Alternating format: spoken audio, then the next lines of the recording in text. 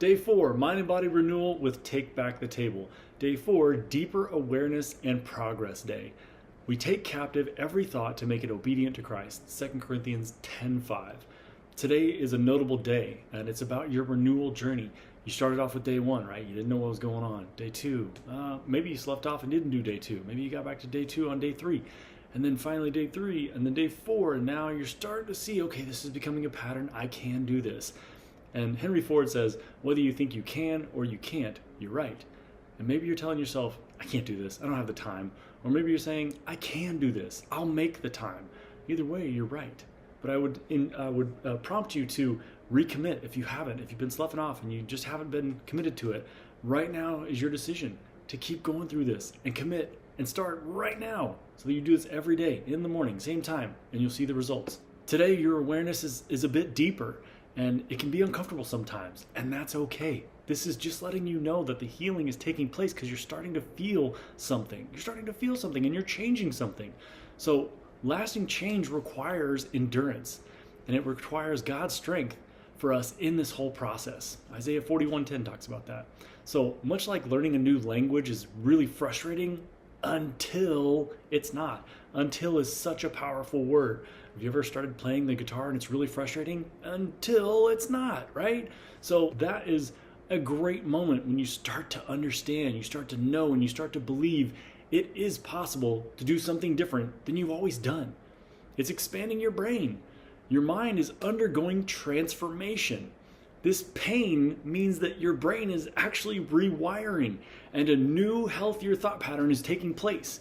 You can do just about anything with this if you just have endurance and you push through it and you push through those uncomfortable moments. You commit and you learn something a little bit new each day and keep going. So maybe you're like me. You're a slow learner. God, am I a slow learner?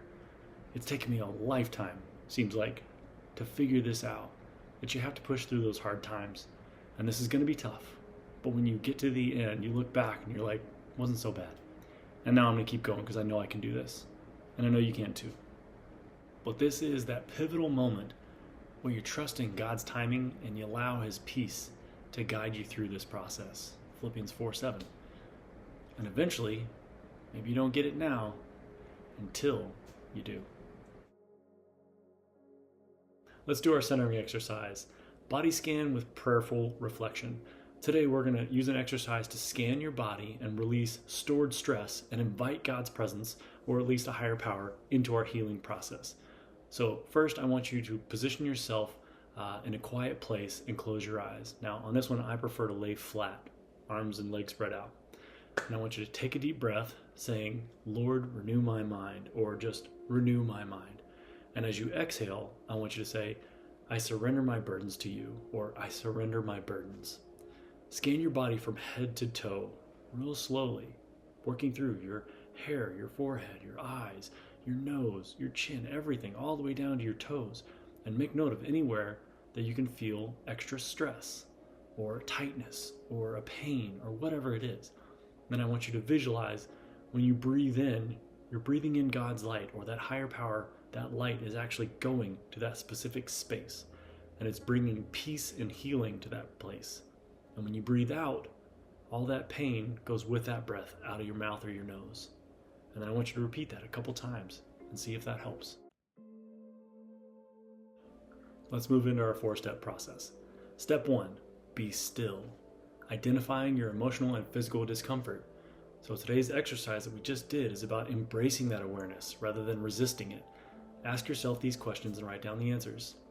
Is there any memories that might be the cause of the discomfort that you just identified in your body?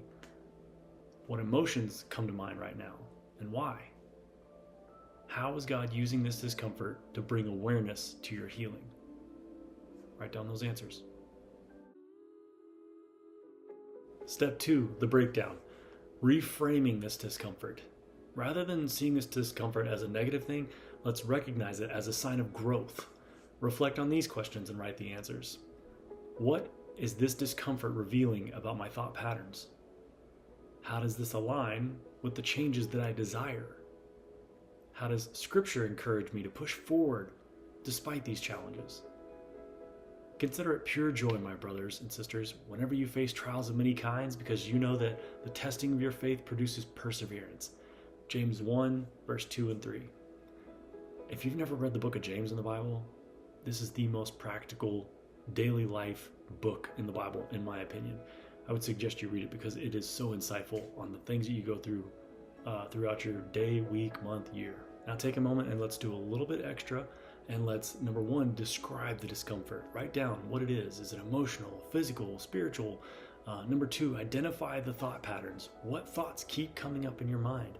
Number three would be to find biblical truth to combat the negative thoughts that are in your head. If you have the Bible app on your phone, which I highly recommend you get, download the Bible app. It's called the YouVersion Bible app. And you can go in there and you can hit the little magnifying glass and just type in words like fear or loneliness or whatever, and it will bring up verses that combat those lies or give you something to hang on to that you can start to speak truth into your life. And then number four would be to commit to change. What new thought do you want to focus on? Do you want to direct your mind towards instead of those negative thoughts? So write all this insight into your journal and then acknowledge them as the first step in overcoming these toxic thoughts, symptoms, or troubles that you're having. Step 3, the renewal, aligning with the truth. So now that you've written some of those reflections, let's revisit them with a better lens and maybe think, do my thoughts align with biblical principles or God's thoughts, or even just a more positive view? Where am I still holding on to fear? How can I make steps to shift my focus throughout the day to more positive things? You could speak aloud one of these scriptures over your fears. For example, God has not given us a spirit of fear, but of power, love, and sound mind. 2 Timothy 1:7. Highlight any new insight and write it down in your journal. Step 4, go. Take action and declare the healing that is taking place. I want you to do two things today. We're going to set up that timer to go off every hour for 7 or 8 hours, and I want you to write this in the label. Discomfort is a sign of healing. My mind is being renewed. And then number 2, I want you to set up a little reward for today. Set aside a little time that you can go and do something special for yourself. In doing this process, you got to set up that reward. Go take a walk, watch a movie, paint something, play an instrument you used to play, listen to music, ride a bike, whatever it is. Set apart that time today. Take some time. Don't just set it and don't do it. Actually do it. And that helps to reinforce the progress that you're making and the peace and gratitude that you're feeling. Your food action step, week 1, that daily logging template. So think back today and the days past, the last 4 days, the little details you might have missed. Maybe you had some crackers, some soy sauce, ketchup, hot sauce. Maybe you forgot to log a candy bar, or you just slipped it in and you didn't want to tell anybody because you think you might get judged. Somebody's going to look at your list. Nobody's looking at this list. This is for you to find out your triggers. Be honest with yourself and don't omit anything, okay? And as a bonus, drink warm tea. My favorites are green tea, rose hip tea, and mint tea. Now, we've mentioned before how this reduces inflammation and it soothes the digestive system, but it also works as an additional way to get more water into the body to help you stay hydrated. It helps with stool softness, preventing constipation, hemorrhoids, straining, improving cognitive function, and a ton of other benefits just by taking in more water. So if you're somebody who drinks sodas and a bunch of juice, replace it with some tea, and I promise you, you'll see some benefits from it. Our fitness action step for today is to find an accountability partner.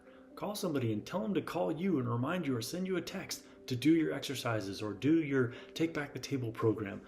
When that accountability is there, it helps to remind you and helps you to stay accountable to somebody else. Like, they're going to check in on me, so I have to do this because I don't want to tell them, no, I didn't do it, and feel that shame or regret. This is not about shame or regret. This is sticking with it. And then today, I want you to do 100 bodyweight squats. Sound like a lot, right? But when your timer goes off for that reminder, I want you to do 10 squats. So break it up over those 8 hours. That's 80 right there. You do 10 when you wake up, 10 when you go to sleep, and then you can celebrate the fact that you've done 100 squats today. That's a big accomplishment. A lot of people can't do that. Now, if that's too hard, you can always do a half sit, or you can do less reps. There's always a way to regress or progress in exercise. If it's too easy, do some jump squats. Those are tough. Our reminder for the day. This week's focus is about that food logging template. I'm not going to harass you about it. It should already be in your phone. Start using it. If you haven't already, do those affirmations in your phone when the timer goes off. And when the timer goes off, add in those 10 squats. That way by the end of the day, you'll be at 80. So do 10 in the morning, 10 in the evening, you hit 100 and celebrate. And then remember to reward yourself for that. Do something special for yourself. Remember, healing is happening physically, emotionally, spiritually. And Philippians 4:13 says, I can do all things through Christ who strengthens me. So let's press forward, and I'll see you in day 5.